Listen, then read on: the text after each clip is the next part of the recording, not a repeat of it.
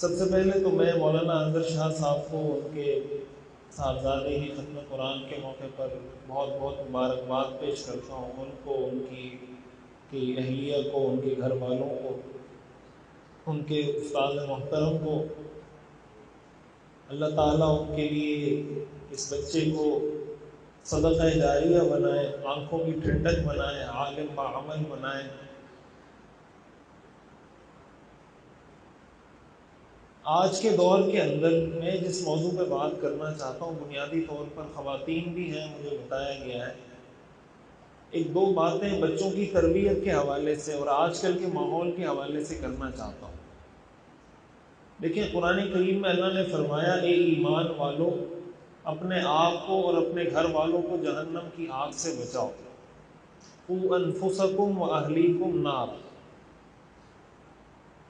اب اس سے معلوم ہوا کہ اپنے آپ کو اور اپنے گھر والوں کو جہنم کی آگ سے بچانا یہ فرض ہے۔ یہ کیا ہے؟ بولیں میرے ساتھ، اپنے آپ کو اور اپنے گھر والوں کو جہنم کی آگ سے بچانا کیا ہے؟ فرض۔ جس طرح نماز فرض ہے، بالکل اسی طرح فرض ہے۔ جس طرح نماز فرض ہے، بالکل اسی طرح یہ فرض ہے کہ اپنے آپ کو اور اپنے گھر والوں کو جہنم کی آگ سے بچائیں۔ نماز تو ہم اس لیے پڑھتے ہیں نا کہ جہنم کی آگ سے بچ جائیں۔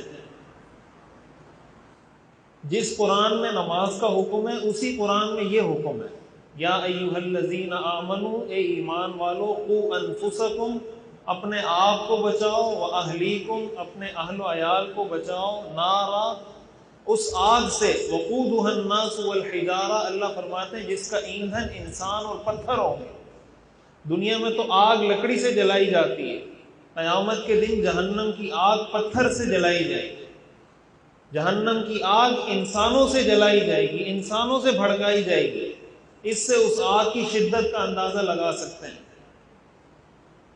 تو ایک چیز یہ بات ذہن میں رکھنی چاہیے کہ اولاد کی تربیت کرنا یا گھر میں دینی ماحول بنانا یہ کوئی آپشنل چیز نہیں ہے کہ اگر آپ نے کر لیا تو ویل اینڈ گڈ، نہیں کیا تو تب بھی کوئی ٹینشن نہیں، دونوں چلے گا۔ دونوں باتیں نہیں چلیں گی شرعی نقطہ نظر سے۔ قیامت کے دن اللہ سوال کرے گا، قیامت کے دن اللہ پوچھے گا۔ قرآن کریم میں دوسرے مقام پر اللہ نے فرمایا، وَأْمُرْ أَهْلَكَ بِالصَّلَاةِ وَاصْطَبِرْ عَلَيْهَا، اپنے گھر والوں کو نماز کا حکم دو، خود بھی نماز کی پابندی کرو۔ اپنے گھر والوں کو نماز کا حکم دو اور خود بھی نماز کی پابندی کرو۔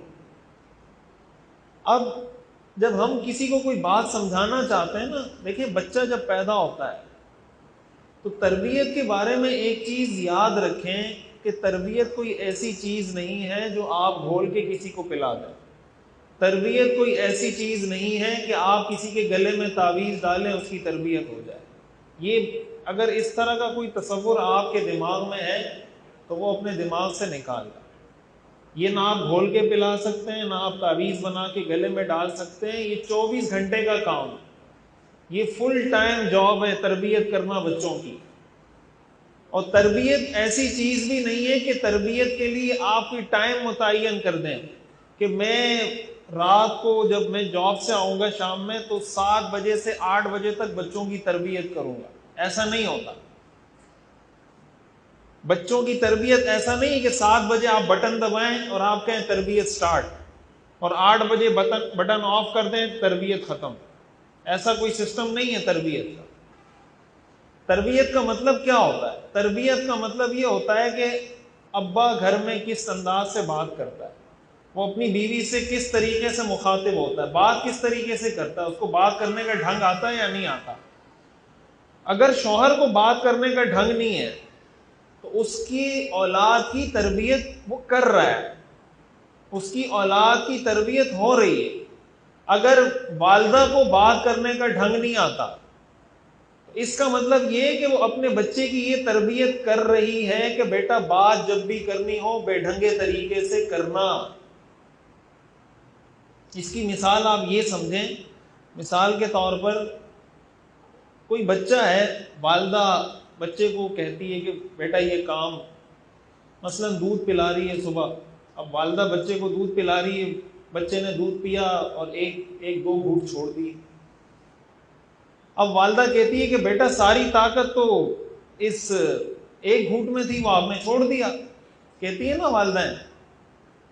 اب بچے دو طرح کے ہوتے ہیں. ایک بچہ تو وہ ہے جو کہے گا ٹھیک ہے اماں آپ نے کہا، وہ پی لے گا. دوسرا بچہ وہ ہے جو آپ کو کہے گا، آپ کے ساتھ آرگیومنٹ کرے گا کہ اماں اگر اسی ایک گھونٹ میں طاقت تھی تو یہ باقی دودھ مجھے کیوں پلایا آپ نے. جب اماں کہے گی نا کہ ساری طاقت تو ایک آخری گھونٹ میں ہے، تو بیٹا کہے گا کہ یہ باقی دودھ مجھے کیوں پلایا.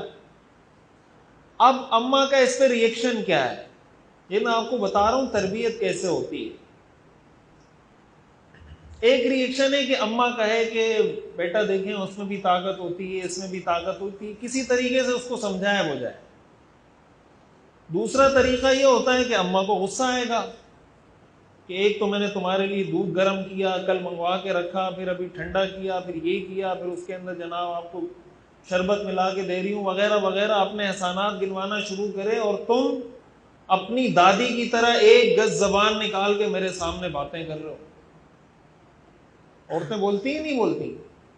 تمہیں میں نے دودھ گرم کر کے دیا، تم اپنی دادی کی طرح ایک گز زبان نکال کے آگے سے کہہ رہے ہو کہ اگر اسی میں طاقت ہے تو باقی کیوں پلایا. اب آپ نے تو بات کرنے کو کر دی، یہ بات نہیں ہے، یہ تربیت ہے، یہ آپ نے بچے کی تربیت کی ہے. یہ بات سمجھ آ رہی ہے آپ حضرات؟ آپ نے بچے کی تربیت کر دی. تو تربیت کے بارے میں ایک اصول یہ یاد رکھیں کہ تربیت بچے کی 24 گھنٹے ہو رہی ہے، وہ آپ دیکھ لیں کہ کیسے ہو رہی ہے، بس آپ نے یہ جج کرنا ہے. آج جب آپ گھر جائیں نا تو آج کے بعد آپ یہ دیکھیں کہ میرے بچے کی تربیت کیسے ہو رہی ہے. اور وہ آپ جج کیسے کریں گے؟ وہ جج آپ ایسے کریں گے کہ میں بات کیسے کرتا ہوں، میری بیوی بات کیسے کرتی ہے، میں بچوں سے بات کیسے کرتا ہوں، میری بیوی بچوں سے بات کیسے کرتی ہے، میں چیختا چلاتا ہوں، گالیاں دیتا ہوں، نماز پڑھتا نہیں پڑھتا وغیرہ وغیرہ، میں گھر آ کے فون میں لگا رہتا ہوں، سوشل میڈیا استعمال کرتا رہتا ہوں، یا بچوں کو ٹائم دیتا ہوں نہیں دیتا. یہ ساری چیزیں آپ جج کریں، اپنے آپ کو جج کریں. اب ہمارے ہاں کیا ہوتا ہے کہ آپ بندہ گھر جاب سے آیا، دکان سے آیا، بزنس سے آیا، گھر میں بیٹھا ہوا ہے. اب بچہ اس کے قریب آیا، ابا ابا ابا بلا رہا ہے، بابا بابا بول کے بلا رہا ہے، اور ابا جی لگے ہوئے ہیں ٹک ٹاک پہ، ابا جی لگے ہوئے یوٹیوب پہ، ابا جی لگے ہوئے واٹس ایپ پہ. اچھا اب ہو کیا رہا ہے؟ اب بچہ آپ کی اٹینشن چاہیے بچے کو. بچہ چاہتا ہے کہ آپ اس کی طرف متوجہ ہوں، اس سے باتیں کریں.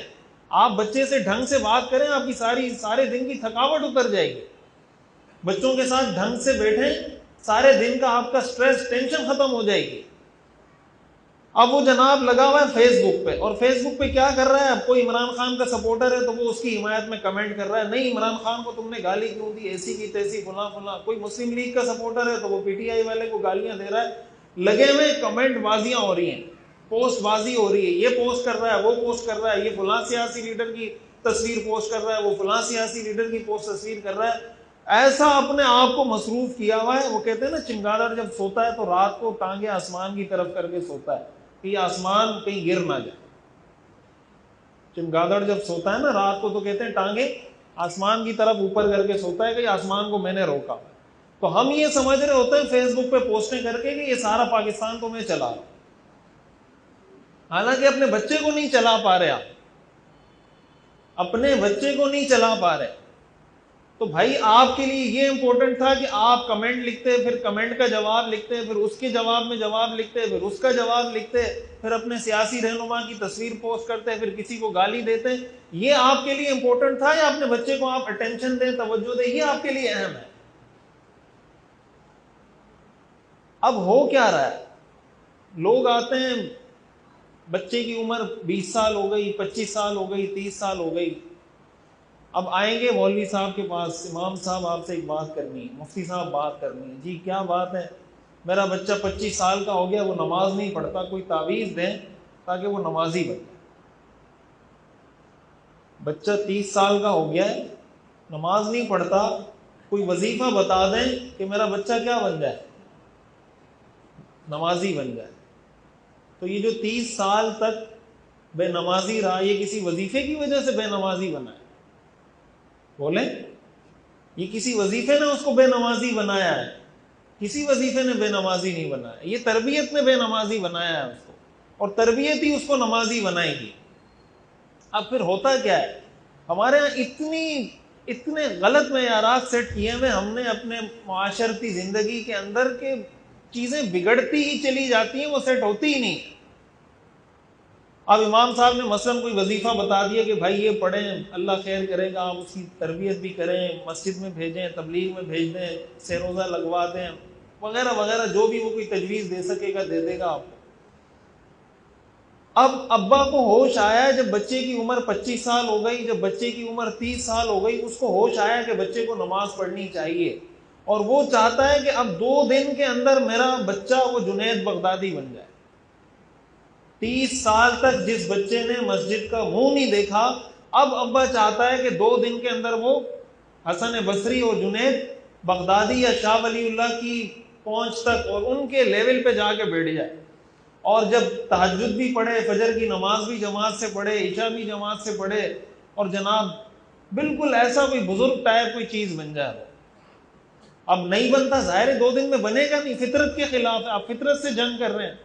اب جب فطرت کے خلاف آپ کام کر رہے ہیں، وہ کہے گا بھائی نہیں ہوتا 2 دن میں، آپ ڈنڈا اٹھائیں گے، اس کے سر پہ کھڑے ہو جائیں گے کہ نکلو نماز پڑھو. اب وہ آگے سے بدتمیزی کرے گا کہ ابا میں نہیں پڑھتا نماز، میں پڑھ لوں گا، آپ چلے جائیں. پھر آپ آگے کہیں گے کہ جناب میرا بیٹا میرے ساتھ بدتمیزی کرتا ہے. تو یہ آپ دیکھیں گے سرکل سٹارٹ کہاں سے ہوا تھا.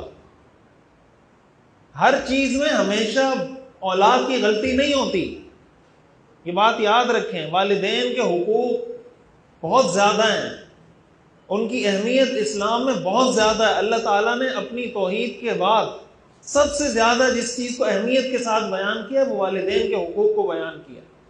لیکن اس کا ہرگز یہ مطلب نہیں، میں اکثر یہ بات کہتا ہوں، دیکھیں ہمارے یہاں کیا ہوتا ہے، جب کسی خاتون کی عمر زیادہ ہو جاتی ہے نا، مثلا کوئی عورت ہے، اس کی 50 سال عمر ہو گئی، اب اس کے بیٹے جوان ہو گئے. جب بیٹے جوان ہو جاتے ہیں تو عورتیں شوہروں سے لڑنا شروع کر دیتی ہیں، اور ان کے دماغ میں کیا ہوتا ہے کہ اب میرا بیٹا ہے، اب تو میرا بیٹا کڑیل جوان ہے، 25 سال کا، 30 سال کا، میرا شوہر تو مجھے ڈانٹ نہیں سکتا، اس لیے کہ یہ ڈانٹے گا تو آگے سے بیٹا کھڑا ہو جائے گا کہ تم میری اماں کو کیوں باتیں سنا رہے ہو. اب وہ جو 50 سال کی بیوی ہے وہ اپنے شوہر کی بھی اماں بن جاتی ہے. غلطی وہ یہ کرتی ہے کہ وہ اپنے بیٹے کی تو اماں ہے، لیکن اپنے شوہر کو بھی وہ اس طریقے سے ٹریٹ کرنا شروع کرتی ہے گویا یہ شوہر بھی اس کا کیا ہو، بیٹا ہو. اب شوہر تو شوہر ہے، شوہر بیٹا تو نہیں ہے اس کا. اب شوہر آگے سے رسپونڈ کرتا ہے، ریئیکشن دیتا ہے شوہر کی طرح جیسے ایک شوہر کو ریئیکشن دینا چاہیے. اب گھر میں پھٹے اور لڑائیاں شروع ہو جاتی ہیں. تو بھائی بیوی کو یہ بات یاد رکھنی چاہیے کہ میں اپنے بیٹے کی اماں ہوں اور اپنے شوہر کی بیوی ہوں، اور شوہر کو یہ بات یاد رکھنی چاہیے کہ میں اپنے بیٹوں کا ابا ہوں اور اپنی بیوی کے لیے شوہر ہوں. اسی طرح یہ بات بھی یاد رکھنی چاہیے کہ جو والدین ہیں وہ اولاد کے لیے والدین ہیں. والدین اولاد کے لیے کیا ہے، والدین ہیں. اللہ کے لیے وہ بھی بندے ہیں.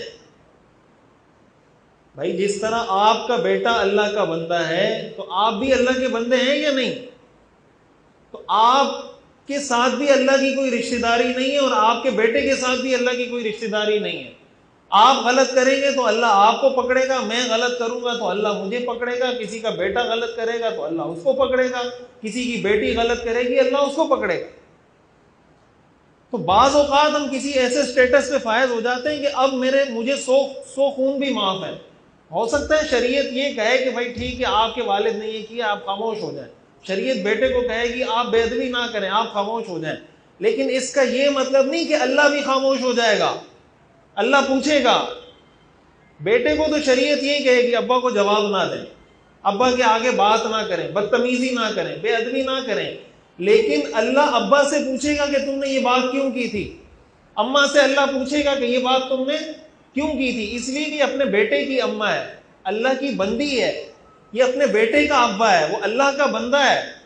اللہ کو جیسے آپ کے حقوق محبوب ہیں کہ آپ کے حقوق ادا ہونے چاہیے، اسی طرح اللہ کو آپ کی اولاد کے حقوق بھی محبوب ہیں کہ ان کے حقوق بھی ادا ہونے چاہیے۔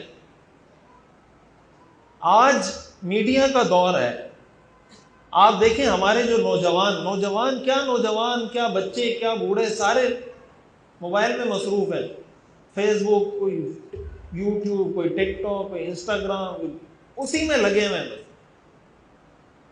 آج کل تربیت کا ایک بہت بڑا میڈیم، چاہے وہ اچھی تربیت ہو یا بری تربیت ہو، اس کا ایک بہت بڑا میڈیم موبائل ہے۔ لیکن پہلے زمانے میں یہ ہوتا تھا نا، آج کل جو تربیت کی اہمیت ہے وہ پہلے سے بہت بڑھ گئی ہے، اور بڑھ اس لیے گئی ہے کہ سورس آف نالج، معلومات کے ذرائع بہت زیادہ بڑھ گئے ہیں۔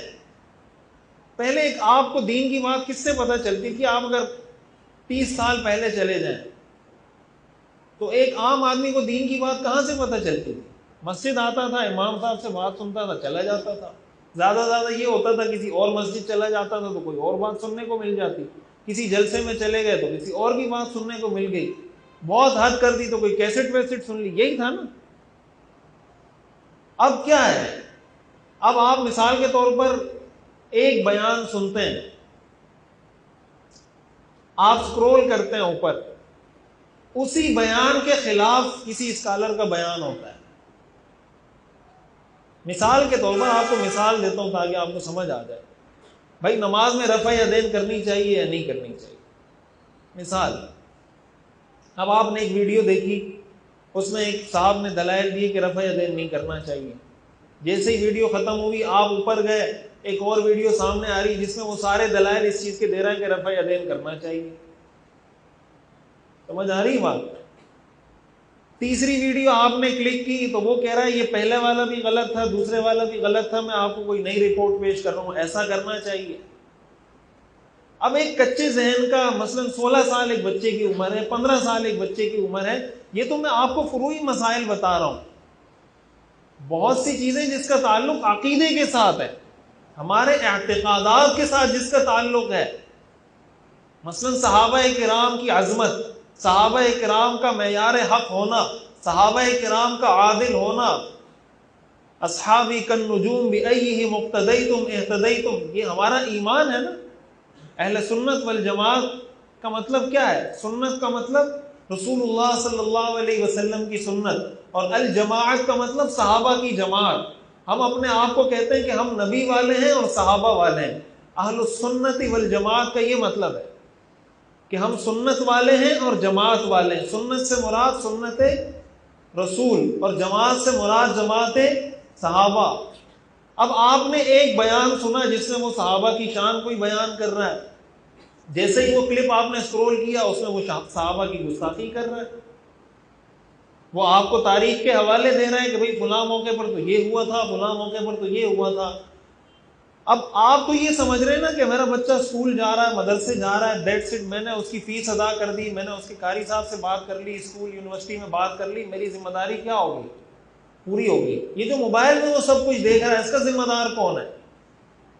اور جب یہ ساری چیزیں مکس اپ ہو کے اتنا خلط ملط ہو گئے، جب وہ کوئی 50-60 قسم کے آئیڈیاز ایک ہی موضوع پہ سنے گا، اس کے دماغ میں بچے گا کیا؟ اس کا عقیدہ کہاں جائے گا؟ اس کا ایمان کہاں جائے گا؟ اور عقیدے اور ایمان کے بارے میں یہ بات یاد رکھیں کہ ایمان کے اندر اگر شک بھی آ جائے نا، ایمان اللہ کو 100% چاہیے۔ اعمال میں ہر مسلمان کمزور ہے۔ آپ یہ کہہ سکتے ہیں کہ یار ہمارے اعمال کمزور ہیں لیکن میرا ایمان کمزور ہے، یہ نہیں کہہ سکتے۔ ایمان 100% چاہیے۔ مثال کے طور پر کوئی آدمی یہ کہتا ہے کہ میں 99% عقیدہ توحید پر ایمان رکھتا ہوں لیکن 1% نہیں رکھتا، وہ مسلمان ہے؟ بتائیں، اگر کوئی آدمی کہے 99% عقیدہ توحید پہ ایمان رکھتا ہوں، 1% پہ نہیں رکھتا، وہ مسلمان ہے؟ نہیں ہے۔ کوئی آدمی کہتا ہے میں 99% عقیدہ ختم نبوت کو مانتا ہوں، 1% نہیں مانتا، وہ مسلمان ہے؟ ایمان 100% اللہ کو چاہیے۔ اب اگر کسی کے دل میں شک کسی شک کا بیج کسی نے بو دیا کسی ویڈیو کے ذریعے، تو اس کا تو ایمان چلا گیا۔ اور نوجوانوں کے دلوں میں یہ شکوک و شبہات جنم لے رہے ہیں، پیدا ہو رہے ہیں، وہ اپنے والدین سے ڈسکس نہیں کر سکتے، وہ اپنے امام صاحب سے ڈسکس نہیں کر سکتے۔ والدین سے اگر ڈسکس کر بھی لیں تو والدین کیا اپنے بچوں کو مطمئن کر سکتے ہیں، جواب دے سکتے ہیں؟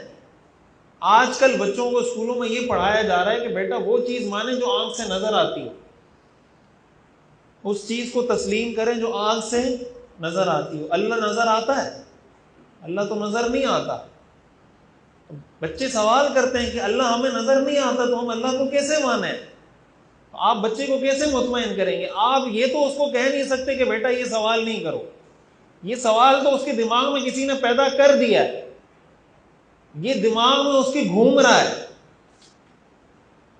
ایک صاحب میرے پاس آئے، مجھے کہنے لگے کہ امریکہ سے آئے تھے، پتہ نہیں کینیڈا سے کہاں سے آئے تھے، تو کہا کہ وہاں ہمارے بچوں کو اسی طرح وہ پڑھاتے ہیں کہ بھائی سائنس جو چیز تجربے سے ثابت ہے، اس کا ایکسپیریمنٹ ہو گیا، وہ نظر آ رہا ہو تو تب ہم اس کو مانیں گے، جو چیز نظر نہیں آتی اس کو کیسے مانیں گے؟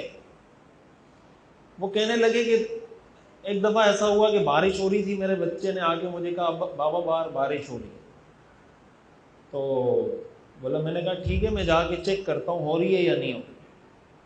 اس نے کہا بابا آپ کو میری بات پہ اعتماد نہیں ہے، میں آپ کو جھوٹ بول رہا ہوں۔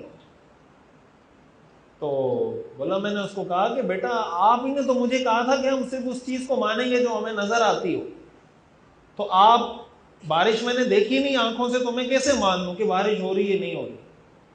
تو اس نے کہا بابا میں آپ کو کہہ رہا ہوں تو میں آپ سے جھوٹ بولوں گا؟ تو کہا، میں نے اس کو کہا کہ اللہ آپ کو کہہ رہا ہے، رسول آپ کو کہہ رہے ہیں، صحابہ آپ کو کہہ رہے ہیں، کیا یہ سارے آپ سے جھوٹ بولیں گے؟ لوگ کہتے ہیں بھائی ہم تاریخ واریخ کو نہیں مانتے، بہت سارے لوگ اس چکر میں حدیث کا انکار کر دیتے ہیں، ہم صرف قرآن کو مانتے ہیں۔ تاریخ کو آپ ہر موڑ پہ مانتے ہیں۔ میں اکثر اس کی مثال دیتا ہوں، یہ جو قرآن میں آتا ہے نا الذین یؤمنون بالغیب، وہ لوگ جو غیب پر ایمان لاتے ہیں، ہمارا سارا ایمان غیب پر ہے۔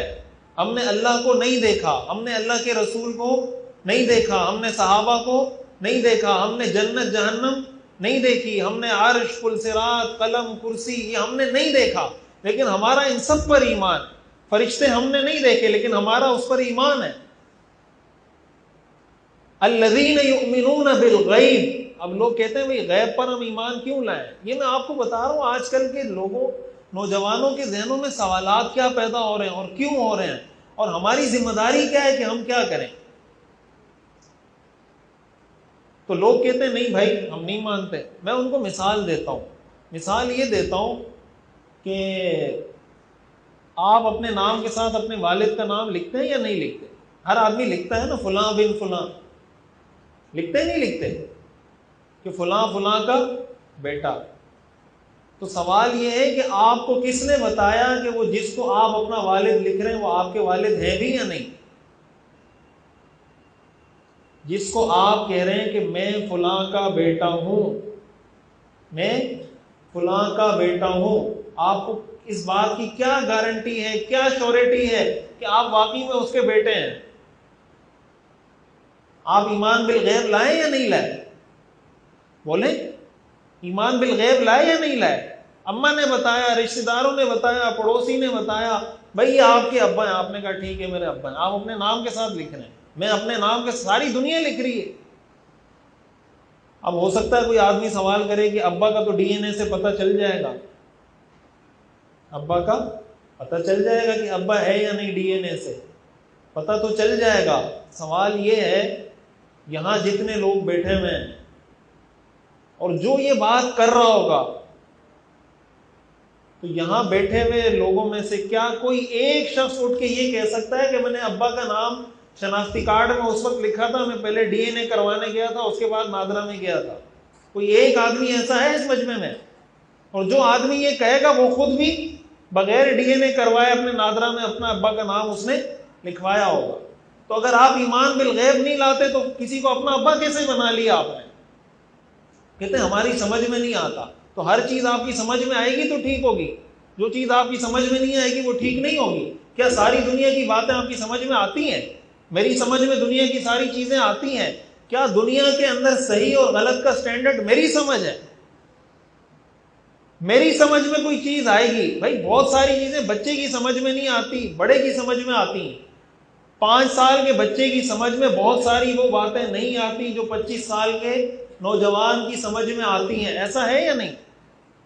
بھائی آپ کا بچہ ہے 5 سال کا، آپ کو کہتا ہے کہ مجھے 1 to 5 لے کے دیں، مجھے 1 to 5 لے کے دیں، آپ لے کے دیں گے اس کو؟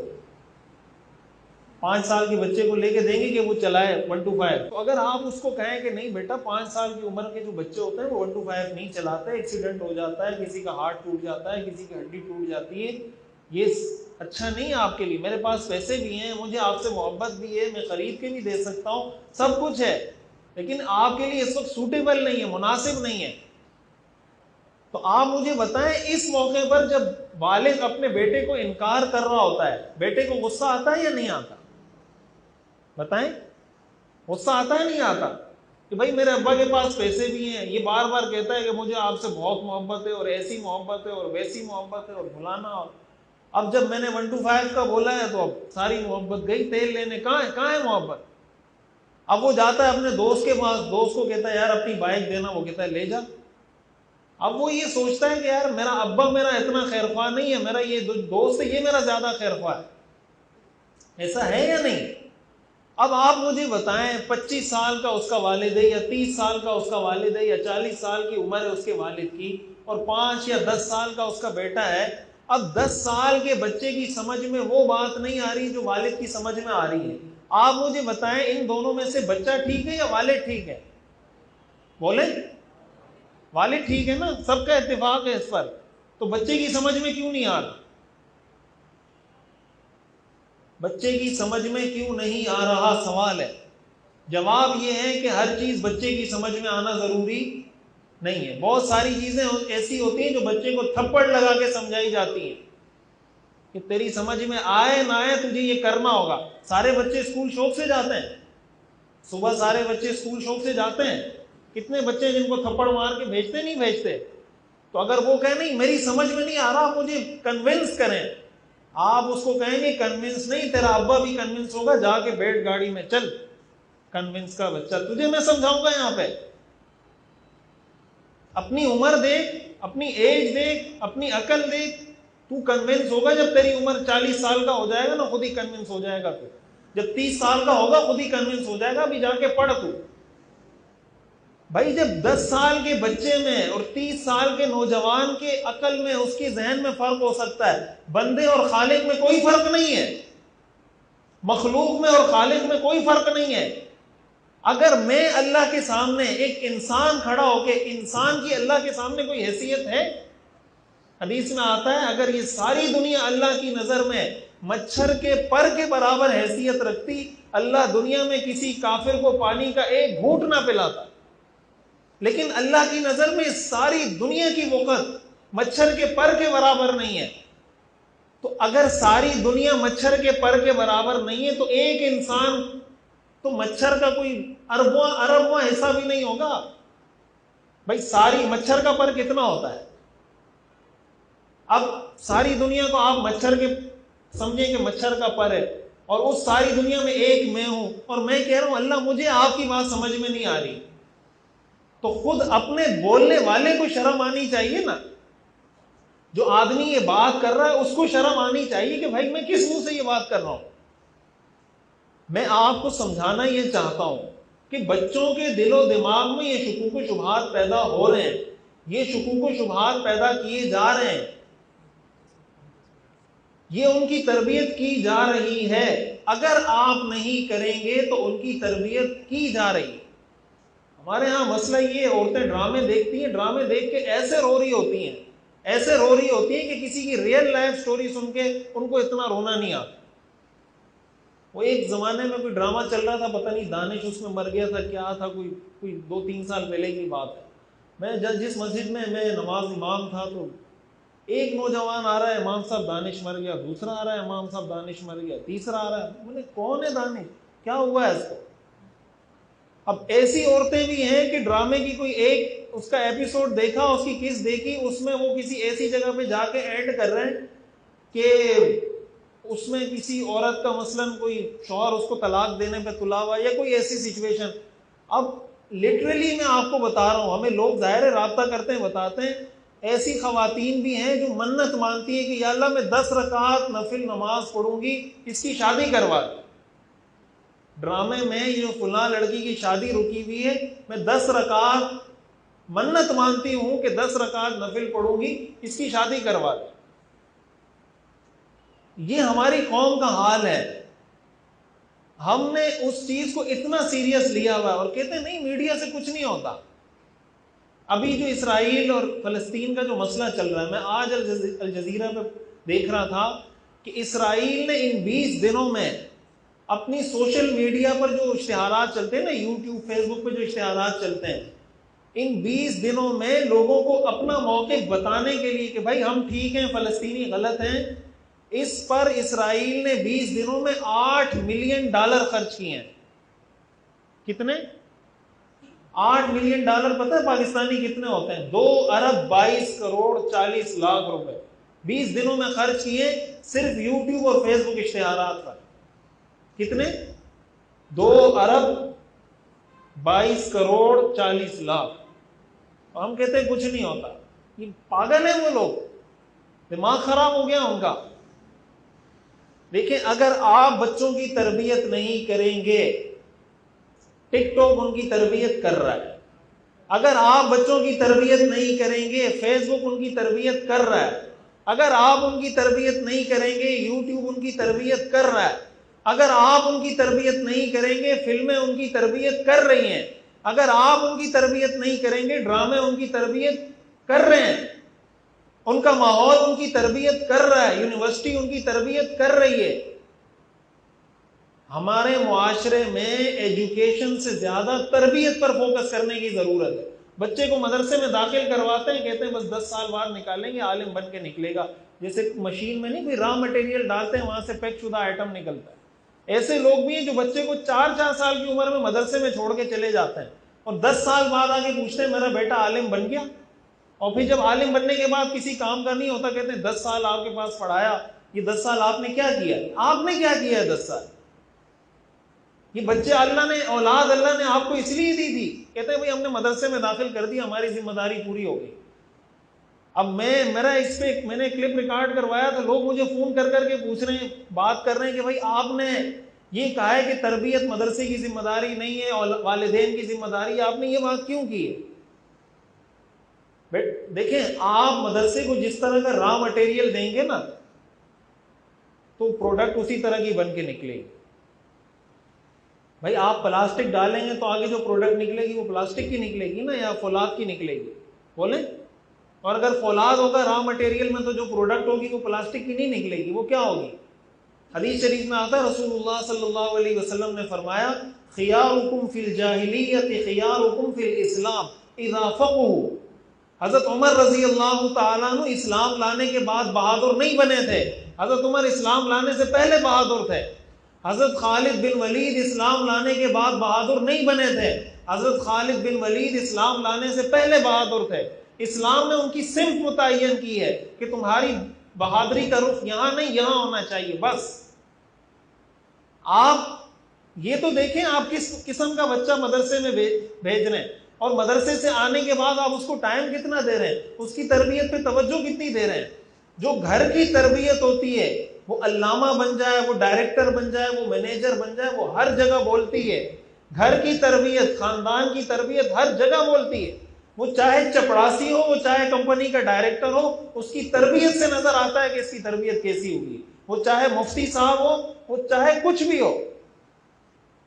تو اس لیے مدرسے میں بھیجنے کا یہ مطلب نہیں ہوتا کہ آپ بری و ذمہ ہو گئے, آپ نے پوری تربیت کرنی ہے.